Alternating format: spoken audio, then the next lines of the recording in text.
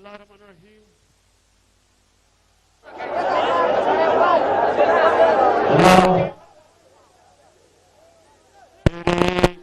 इबादत करता हूँ और कामयाबी और इज्जत देने वाले खुदा तेरे से मानता हूँ। मेरे तीर के पाकिस्तानियों, इस शानदार इस्तकबाल का मैं आपका दिल से शुक्रिया अदा करता हूँ। बहुत बहुत शुक्रिया। इस शानदार तीन मेरे से खड़े और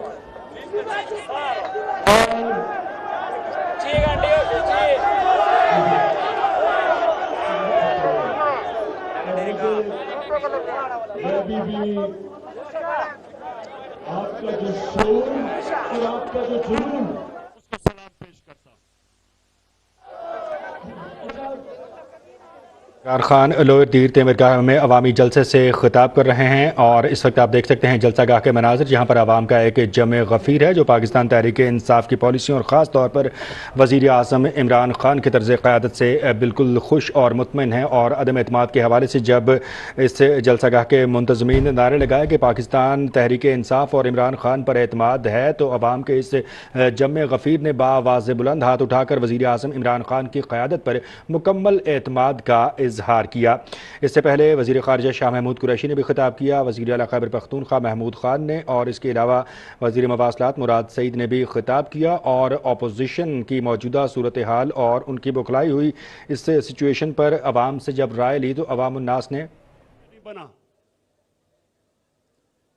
और इस मुल्क का जब यह पाकिस्तान बन रहा था तो इसका नारा क्या था?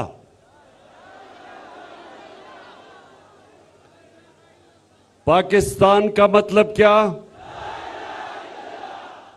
माशाअल्लाह। अब यह सुनना है आपने, मतलब समझना है कि ला इलाहा इल्लल्लाह एक फलसफा है। जब आप ये दावा करते हैं कि अल्लाह तेरे सिवा और कोई खुदा नहीं, और अगर मैं किसी और खुदा के सामने झुकता हूं वो बहुत बड़ा गुनाह शिर्क कहलाया जाता है, शिर्क है। तो नौजवानों याद रखें, ला इलाहा इल्लल्लाह इंसान को गैरत देता है। एक गरीब से गरीब इंसान भी होगा, जब वो किसी के सामने झुकेगा नहीं, लोग उसकी इज्जत करेंगे। और बड़ा अमीर तरीन पैसे वाला आदमी जब वो किसी के सामने झुकता है, कोई इज्जत नहीं करता उसकी। तो मेरे नौजवानों,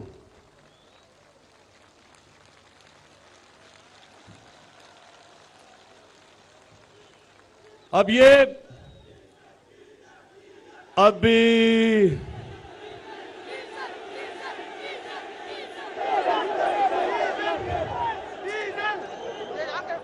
मेरी जनरल बाजवा से बात हो रही थी। उन्होंने कहा कि इमरान देखें, फजलुर रहमान को डीजल ना कहना।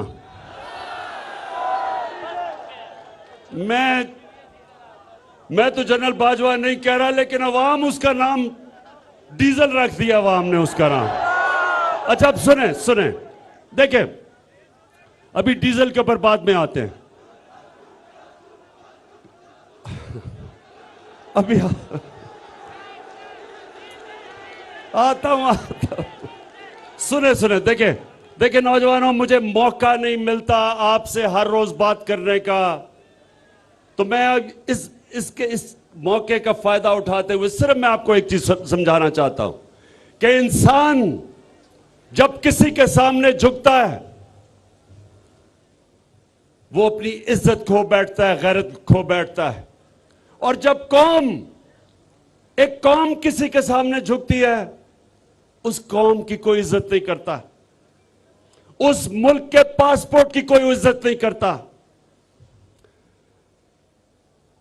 मेरे नबी सल्लल्लाहु अलैहि वसल्लम, और ये मैं आपको तारीख का वाकया बता रहा हूं।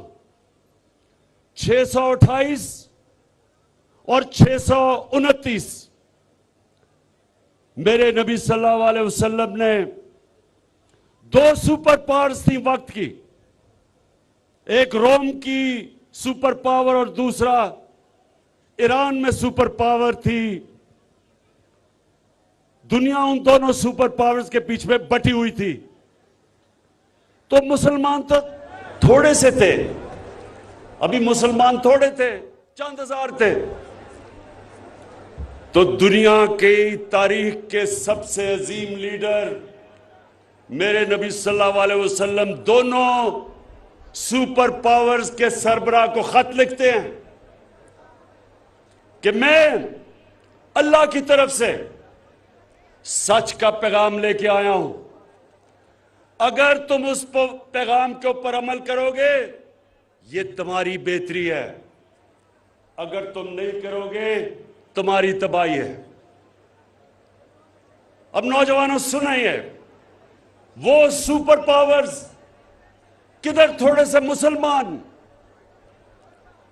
हमारे नबी सल्लल्लाहु अलैहि वसल्लम ने क्या पैगाम हमेशा के लिए हमें दिया कि आप थोड़े भी हो, आप कमजोर भी हो, लेकिन जब तक आप में गैरत है दुनिया आपकी इज्जत करेगी। उन्होंने दोनों सुपर पावर के सामने हाथ नहीं फैलाया इमदाद मांगने के लिए, कर्जे मांगने के लिए। उन्होंने उनको पैगाम दिया और दुनिया की तारीख इस चीज की गवाह है कि 8-9 सालों के बीच में दोनों सुपर पावर्स मुसलमानों के सामने घुटने टेक देती हैं। ये दुनिया की तारीख में है। तो हमें अल्लाह ने हुक्म दिया कुरान में कि अपने नबी की सुन्नत पे चलो, उसके रास्ते पे चलो। तो नौजवानों, आज सबसे पहला मेरा पैगाम यह है कि सिर्फ एक खुददार कौम की दुनिया इज्जत करती है, वो कौम जो अपनी इज्जत नहीं करती उसकी दुनिया इज्जत नहीं करता। और जब से मैंने सियासत शुरू की 25 साल पहले, मेरा मंशूर देख लो, मैंने 3 चीजें कही कि सबसे पहले हम पाकिस्तान को एक खुददार कौम बनाएंगे, अपने पैर पे खड़ा करेंगे और कलमा ला इलाहा इल्लल्लाह के ऊपर अमल करेंगे कि सिवाय अल्लाह हम किसी के सामने सर नहीं झुकाएंगे। दूसरा, इंसानियत, कि हम अपने मुल्क को एक फलाही रियासत बनाएंगे उस तर्ज पे जो हमारे नबी सल्लल्लाहु अलैहि वसल्लम ने मदीना में दुनिया की तारीख में पहली दफा फलाही रियासत बनाई थी। और तीसरी चीज कि हम अपने मुल्क में अदल और इंसाफ का कानून लेके आएंगे, ताकतवर को कानून के नीचे लेके आएंगे।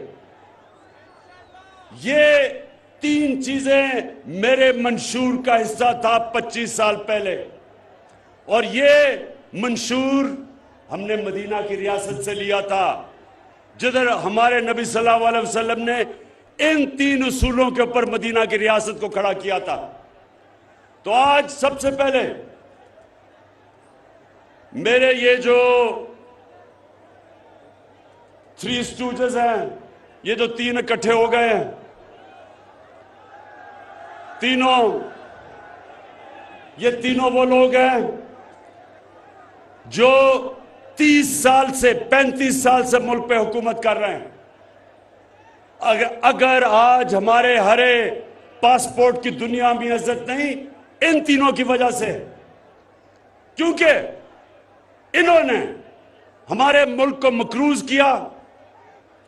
इन्होंने जाके जो भी बड़े बड़ी पावर थी उनके सामने झुके। इनके पिछले 2008 से लेके 2018 तक 400 ड्रोन अटैक हुए पाकिस्तान में। हमारे कबाली इलाके में 400 ड्रोन अटैक हुए, हमारे शहरी मारे गए, हमारी औरतें, बच्चे, बुजुर्ग, बेकसूर लोग मारे गए। ये दो जरदारी और नवाज शरीफ जो इख्तिदार में थे, एक दफा इन्होंने मजम्मत नहीं की, एक दफा इन्होंने ये नहीं कहा कि ये सारे इंटरनेशनल कानून के खिलाफ है कि आप एक मुल्क आपकी मदद कर रहा है, उसी को आप बमबारी कर रहे हैं। और आज मेरे दीर के नौजवानों, ये क्यों नहीं इन्होंने मजम्मत की? क्योंकि इनके अरबों अरबों अरबों रुपए और असासे बैरूनी मुल्कों में पड़े हुए हैं, और उनकी वजह से इन्होंने एक दफा अपने शहरियों के ऊपर जो जुल्म हो रहा था उसकी मजम्मत नहीं की। कौन मजम्मत कर रहा था, कौन मुजाहरे कर रहा था? आपकी जमात तहरीक इंसाफ। हम सड़कों पर निकले हुए थे।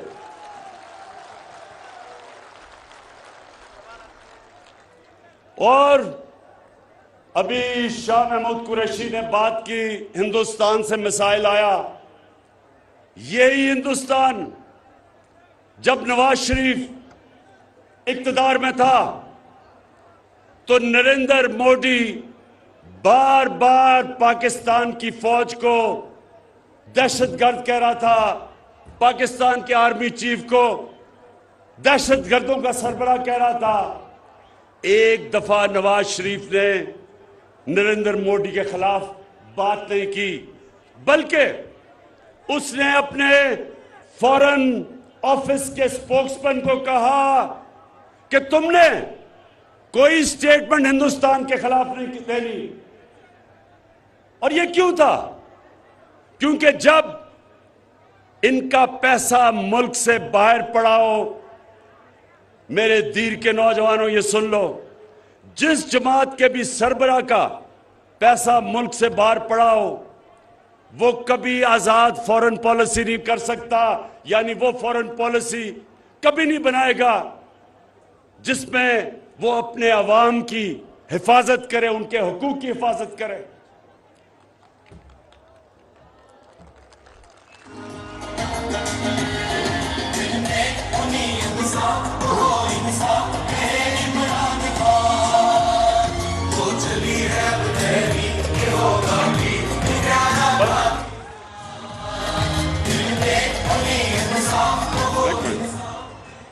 अच्छा, अभी मैं थोड़ी देर के बाद डीजल पे आने लगा हूं,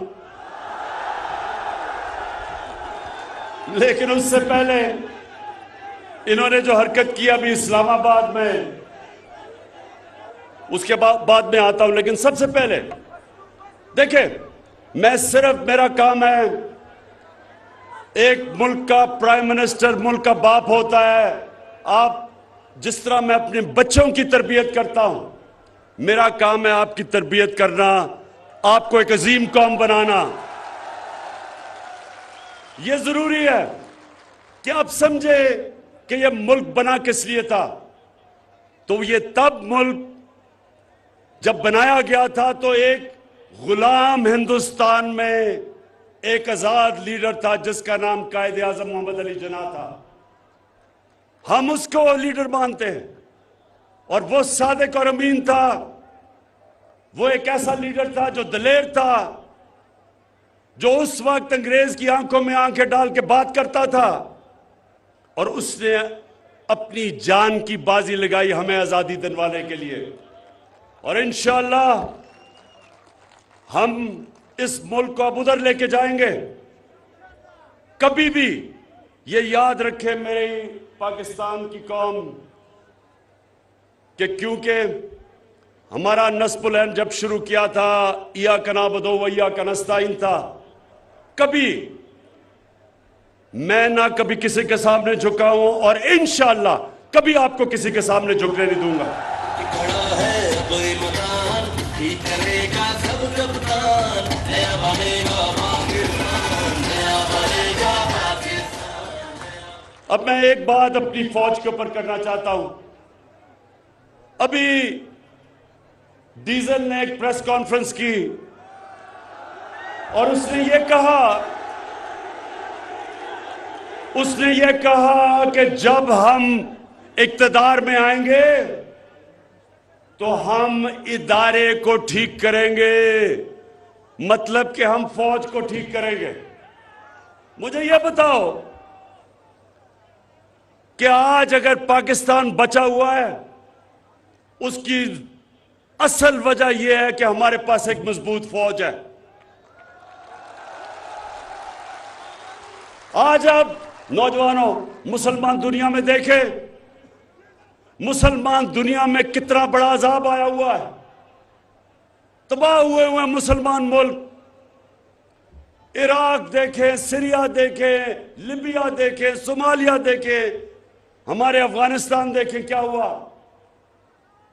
तो जब एक मुल्क के पास ताकत नहीं होती अपनी हिफाजत करने के लिए, वो आजाद नहीं रह सकते। इसलिए आज अगर हमारे दुश्मनों ने हमारे मुल्क को तोड़ा नहीं, जो उनका प्रोग्राम है 3 हिस्से में तोड़ने का, उसकी वजह हमारी फौज है।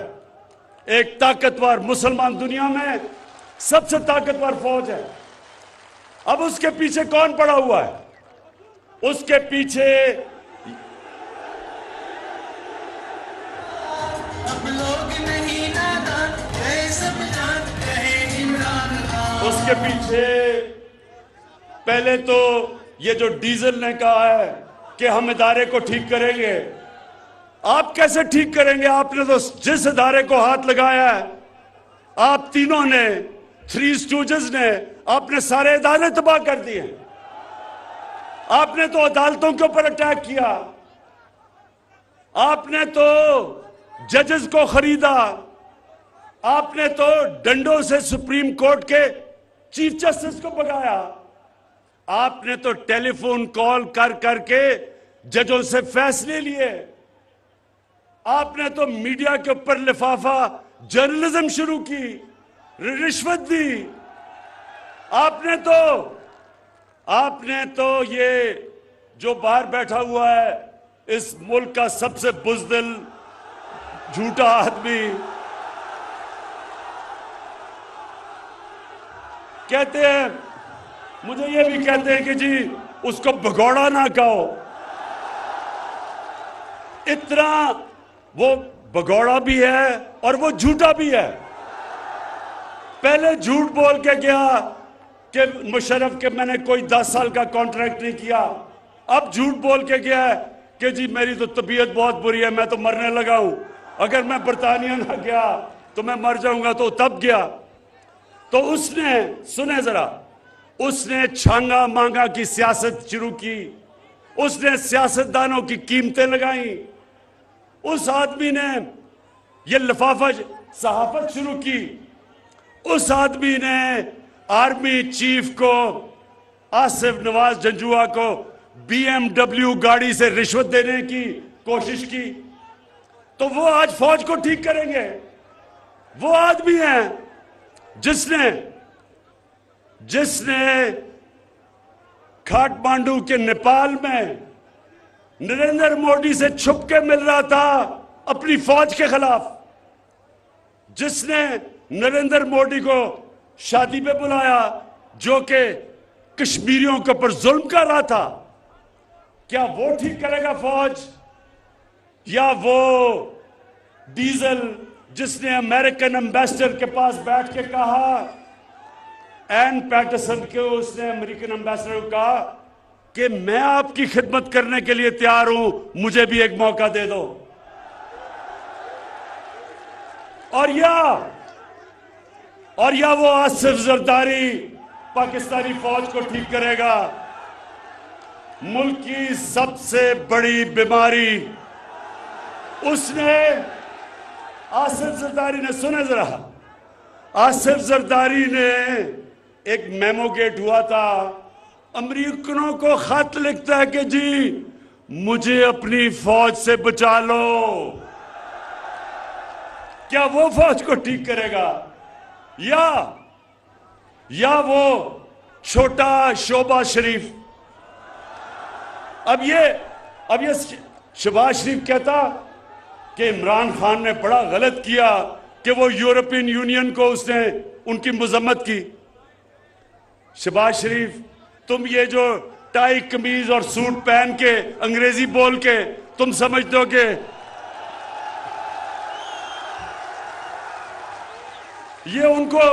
ये शहबाज शरीफ भी अपनी टाई पहन के उनको कहता है, सर मुझे मौका दे, मैं आपकी बड़ी अच्छी खिदमत करूंगा। तो ये जो फजलुर रहमान यानी कि डीजल ने जब इसने ये कहा कि मैं इदारे को ठीक करूंगा, इक्तदार में आके हम करेंगे, यानी कि ये डाकुओं का गुलदस्ता फौज को ठीक करेगा, ऐसे ख्वाब भूल जाओ। मैं इन सारों को एक पैगाम देता हूं, मैं इन सबको एक पैगाम देता हूं कि इंशाअल्लाह दूध का दूध पानी का पानी होने लगा।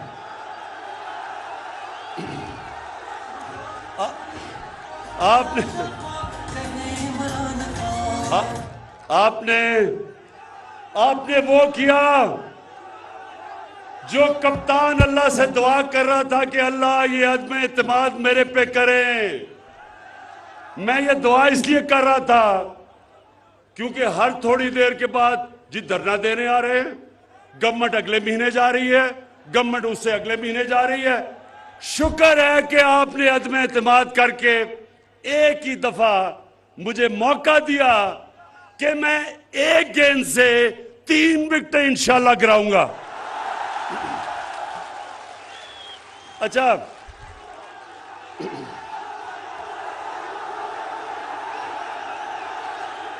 और इंशाल्लाह एक दिन पहले अदम एतमाद से ये सारी कौम देखेगी, डी चौक में इंसानों का समुंदर होगा इस्लामाबाद में।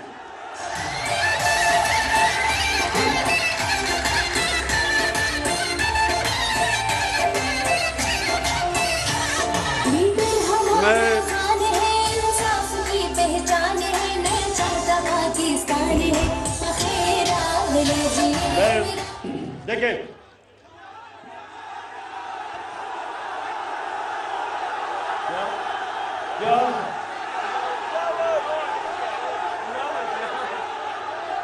अच्छा, हाँ, अच्छा, एक मिनट, आपने वो सोशल मीडिया पे देखा है? एक मिनट सुन ले मैं क्या कहने लगा हूं। नवाज शरीफ बैठा हुआ है अमेरिका के सदर के साथ, हाथ में उसने पर्ची पकड़ी हुई है और उसकी कांपें टांग रही हैं। पर्ची पकड़ के वो घबराया हुआ बैठा है कि उसका आका नाराज ना हो जाए, कहीं नाराज हो गया तो उसका सारा पैसा इतनी मेहनत से जो चोरी किया हुआ है बार वो ना कहीं पकड़ा जाए। तो अब मैं वो बिलावल बच्चे की क्या बात करूं।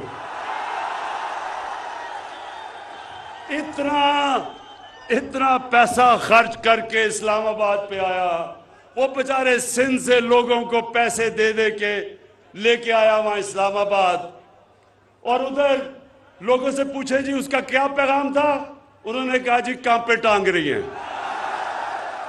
अच्छा सुने आप, दूसरी चीज देखें, मैं बाद में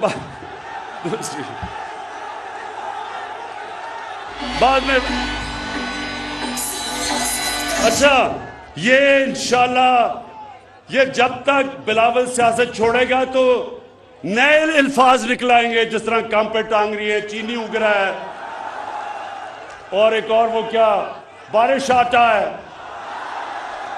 तो इंशाल्लाह ये सारी चीजें, क्योंकि जब आप एक लीडर को जबरदस्ती बनाने की कोशिश करें, क्योंकि जनाब उसके नाना साहब लीडर थे तो उसको भी आपने बनाया, यही होता है, फिर कांपे टांगती हैं। अच्छा जी सुने जरा, दूसरी चीज बाद में दूसरी चीज नौजवानों, मेरी जो सबसे ज्यादा कोशिश है, पहले सुन ले बाद में आऊंगा, सबसे ज्यादा कोशिश है कि मदीना के रियासत के तर्ज पे पाकिस्तान को एक फलाई रियासत बनाऊं। और मुझे अल्लाह का करम है कि उस रास्ते पे हम निकल गए हैं। नौजवानों, अब आपके यहां से दीर से बड़े लोग बाहर काम करते हैं, उनसे कभी पूछे कि कोई दुनिया में इस वक्त मुल्क है जिधर हर खानदान के पास 10 लाख रुपए की हेल्थ इंश्योरेंस है, किसी भी अस्पताल में जाके अपना इलाज करवाएं? एक मुल्क बता दें। ये इंशाअल्लाह दुनिया के लिए पाकिस्तान एक मिसाल बनेगा। हमारे पास अभी वसाइल नहीं है, अभी पैसे नहीं है, अभी तो टैक्स इकट्ठा होना शुरू हुआ है, लेकिन अभी से हमने वो कदम उठाया है जो अमीर तरीन मुल्क भी नहीं कर सकते कि हर अपने खानदान को आप 10 लाख रुपए की हेल्थ इंश्योरेंस दें, किसी भी अस्पताल में जाके इलाज करवा सके। और ये हमारा सफर है उस तरफ, इस मुल्क को एक इंसानियत का निजाम लाके एक ऐसी फलाई रियासत बने जो सारी मुसलमान दुनिया हमारी मिसाल से सीखेगी। हमने नौजवानों, कामयाब पाकिस्तान में 20 लाख गरीब खानदानों के लिए 5 लाख रुपए का कर्जा सूद के बगैर, 20 लाख रुपया घर के लिए सूद के बगैर कर्जा, और एक जगह टेक्निकल एजुकेशन, और जो किसान वो अपनी जमीन पे पैसे लगाना चाहता है उसके लिए भी हमने 5 लाख सूद के बगैर कर्जा रखा है। उसके अलावा क्योंकि महंगाई है, आलमी महंगाई आई हुई है, महंगाई का दुनिया में समुंदर आया हुआ है। 40-40 साल के बाद अमेरिका जैसी जगह में सबसे ज्यादा महंगाई है। उस दौर में हमने 2 करोड़ खानदान को हमने देना शुरू किया है एहसास राशन, यानी जाके अपने करियाना स्टोर से आप 30% आपको रियायत मिलेगी आटा, चीनी और घी के ऊपर। 2 करोड़ खानदान को हम दे रहे हैं।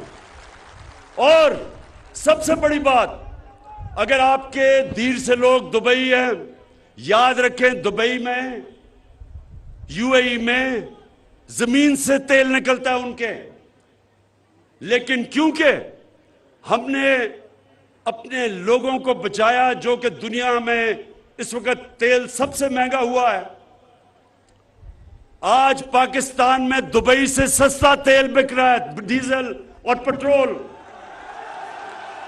फजल रहमान और पेट्रोल दुबई से सस्ता है। फजल रहमान को मैं चाहूंगा जरा कभी किसी पेट्रोल पंप पे जाके खुद ही चेक कर ले कि डीजल की कीमत क्या है। अच्छा सुने आप, और आखिरी चीज, ये 2 और मैंने बातें करनी है।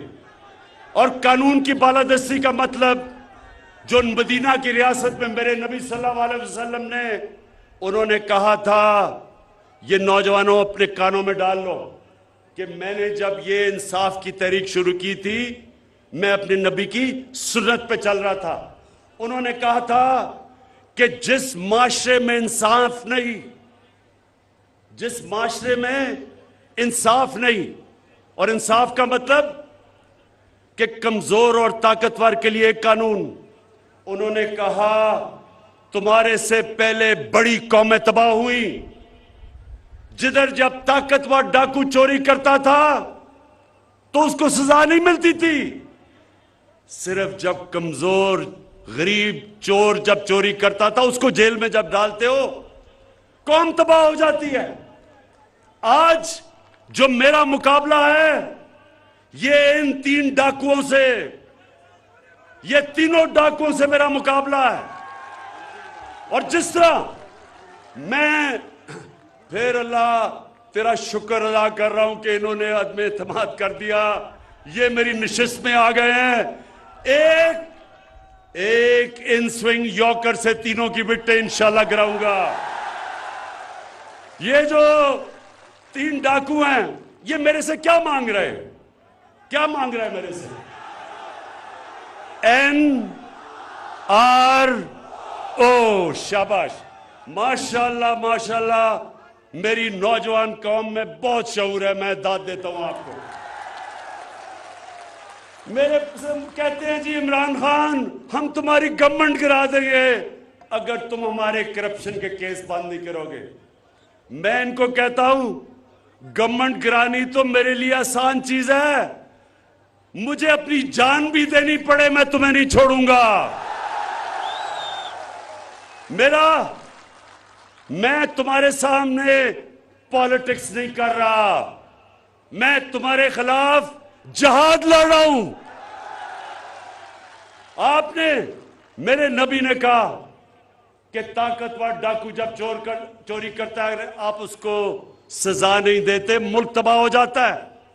अल्लाह ने इस मुल्क को हर नेमत से नवाजा है, हर चीज दी है, लेकिन क्यों हम उतना अजीम मुल्क नहीं बन सके जो हमें बनना चाहिए था? क्योंकि इस मुल्क में बदकिस्मती से अब तक जो बड़ा डाकू चोरी करता है, हमारा सारा इंसाफ का निजाम उसको सजा नहीं दे सकता। सिर्फ जेल भरे हुए हैं बेचारे गरीब लोगों से जो मजबूरी में चोरी करते हैं। इस निजाम के खिलाफ हजरत अली रजी अल्लाह ताला ने कहा था कि कुफर का निजाम चल जाएगा, लेकिन जुल्म और नाइंसाफी का निजाम नहीं चल सकता। इंशाअल्लाह मैं अपने अल्लाह के सामने वादा करके आया था कि अल्लाह, जब तक मेरे में जान है मैं इस मुल्क में इंसाफ की जंग लड़ूंगा।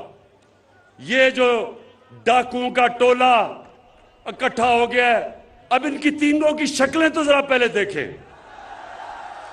एक तरफ खतरनाक डीजल,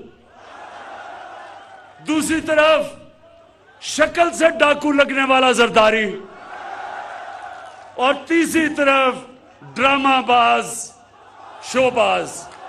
अब ये तीन चूहे निकले हैं मेरा शिकार करने के लिए, और इंशाअल्लाह इनका शिकार होगा जल्दी।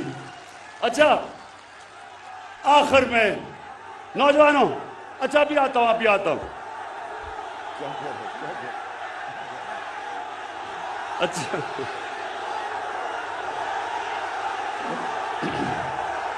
सुने अब 3 चीजें मेरे नबी सल्लल्लाहु अलैहि वसल्लम ने मदीना की रियासत में 3 उसूल बनाए थे। खुददारी, इंसानियत और इंसाफ। ये 3 उसूलों के ऊपर मदीना की रियासत खड़ी हुई थी। मुझे एहसास हुआ, जब मैं हुकूमत में आया, मुझे एहसास हुआ कि हमारे लोगों को समझ ही नहीं है कि सीरत नबी क्या थी। हमारे बच्चों को सही माने में समझ ही नहीं है नबी सल्लल्लाहु अलैहि वसल्लम की सुन्नत क्या थी। इसलिए मैंने रहमतुल आलमीन अथॉरिटी बनाई है। स्कूल के बच्चों के अंदर हम सीरत की क्लासेस देंगे, हम इनकी यूनिवर्सिटीज में रिसर्च करवाएंगे, हम इनको टीवी पे प्रोग्राम्स करेंगे ताकि मेरे नौजवानों को पता चले कि सीरत नबी क्या है। 3 चीजें, क्योंकि ये याद रखें, जब अल्लाह कहता है कि नबी की सुन्नत पे चलो, वो हमारी बेहतरी के लिए कहता है। नबी को अल्लाह ने खिताब रहमतुल आलमीन का दिया है। सब इंसानों के लिए हमारा नबी रहमत लेके आया था। तो जो भी इंसानी माशरा हमारे नबी के पैगाम पे चलेगा वो ऊपर आ जाएगा। अब मैं आखिरी जब आपको बात समझाने लगा हूं, ये गौर से सुने। 3 चीजें हमारी जिम्मेदारी रियासत की। एक जिसके ऊपर मदीना की रियासत खड़ी हुई थी, वो आपकी जिम्मेदारी है, और वो कुरान की आयत है, अमर बिल मारूफ व नही अनिल मुनकर। इसका मतलब क्या है?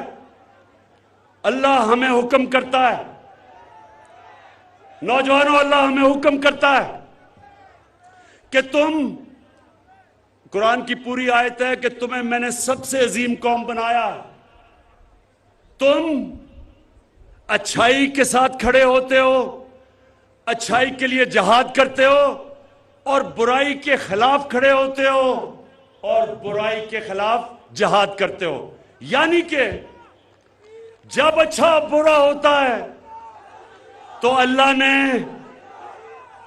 ने हमें इजाजत ही नहीं दी कि हम न्यूट्रल हो जाएं।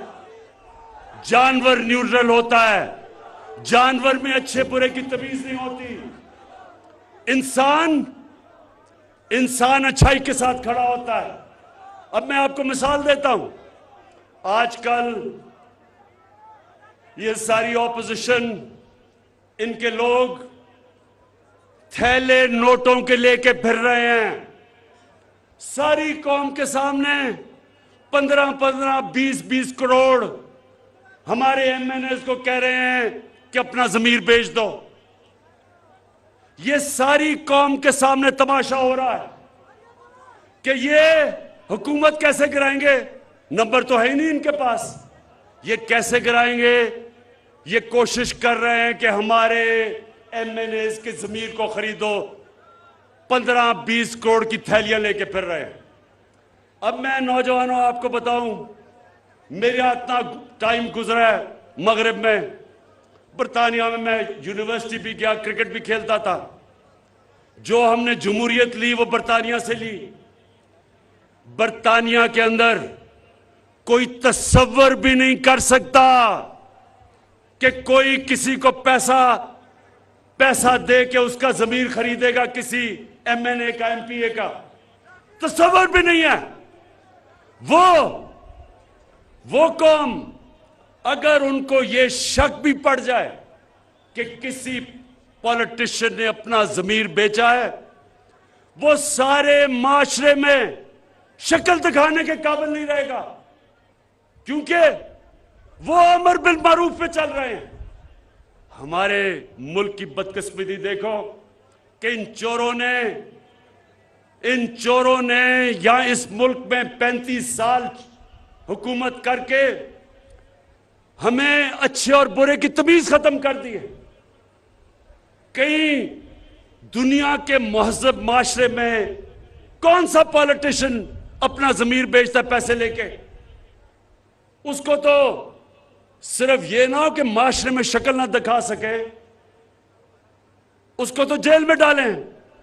सेनेट का इलेक्शन हुआ, यूसुफ रजा गिलानी का बेटा एक तहरीक इंसाफ के मेंबर को पैसे देता हुआ, उसकी वीडियो आ गई।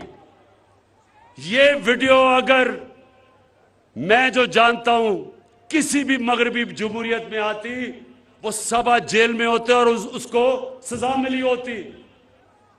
तो ये मेरा नौजवानों, हमें अल्लाह की इस जो हुक्म है, इस आयत पे हम सबको चलना चाहिए। मैं जो डीग चौक पे लोग बुला रहा हूं एक दिन पहले अदम एतमाद से, मैं अपनी कौम को सिर्फ इसलिए बुला रहा हूं कि इनको बताने के लिए, ये जो डाकू 3 इकट्ठे हुए 3 स्टूडेंट्स, इनको ये बताने के लिए कि हमारी कौम जिंदा है, हमारी कौम अमर बिल मारूफ पे खड़ी है। हम अच्छाई को अच्छाई समझते हैं और बदी को हम सब ने मिलकर खत्म करना है इस माशरे से। नौजवानों, मैं आपको एक और मिसाल देता हूं। करप्शन में अब जो शहबाज शरीफ है, इसके चपरासी के बैंक अकाउंट में 4.25 अरब रुपया निकला है। 4.25 अरब रुपया का मतलब 375 करोड़ रुपया इसके चपरासी के, मकसूद चपरासी के अकाउंट में निकला है। 16 अरब रुपया, 1600 करोड़ रुपया इसके नौकरों के अकाउंट में निकला है। ये अगर किसी भी मगरब मुमालिक में इस तरह होता, इसलिए वो मुल्क हमारे से आगे हैं, वो ज्यादा अल्लाह का हुक्म फॉलो कर रहे हैं। वहां किसी की, उस सियासतदान की जुर्रत ना होती, किसी पब्लिक में जाता, अब तक जेल की सजा हो चुकी होती। यहां जनाब वो अपनी नेल्सन मंडेला की शक्ल बना के तकरीरें कर रहा है, असेंबली में जाके एक एक। अच्छा, जब नैब की अदालत में जाना होता है तो कमर में दर्द हो जाती है, जब असेंबली में तकरीर शुरू करता है खत्म ही नहीं करता, कमर ठीक होती है। वहां जब अदालत में जाना होता है लंबी लंबी डेट्स लेता है।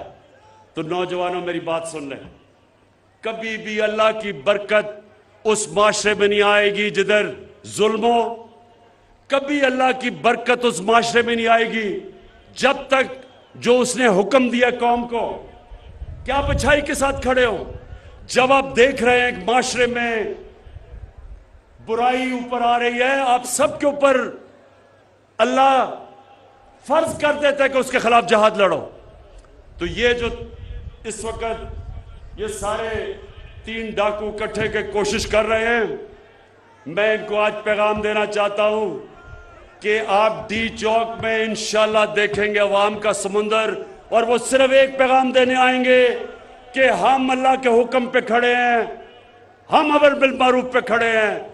हम ये जो तुम कोशिश कर रहे हो लोगों के जमीर खरीदने की 20-20 करोड़ रुपए से, हम तुम्हें नहीं छोड़ेंगे, हम तुम चोरों को नहीं छोड़ेंगे। वैसे मैं अभी तक मेरे एमएनएज ने मुझे सब ने बताया है कि उनको क्या क्या पैसा ऑफर कर रहे हैं, मुझे आके बता देते हैं, सब मुझे बता देते हैं कि कौन सा इनके डाकुओं सिंडिकेट का, इनका माफिया के जो लोग उनको मिल रहे हैं। मैं उनको सबको कहता हूं कि अगर पैसे तुम्हें दे रहे हैं तो ले लो, पैसे दे रहे हैं रख लो, 20 करोड़ रुपया अगर दे रहे हैं रख लो। कोई यतीम खाना खोल देना, कोई लंगर खाना खोल देना, कोई गरीबों की मदद कर देना, कोई स्कूल खोल देना, क्योंकि हराम का पैसा है, ले लो इनसे। लेकिन कभी अपना जमीर ना बेचना, क्योंकि इज्जत जिल्लत देने वाला खुदा है, रिस्क देने वाला खुदा है।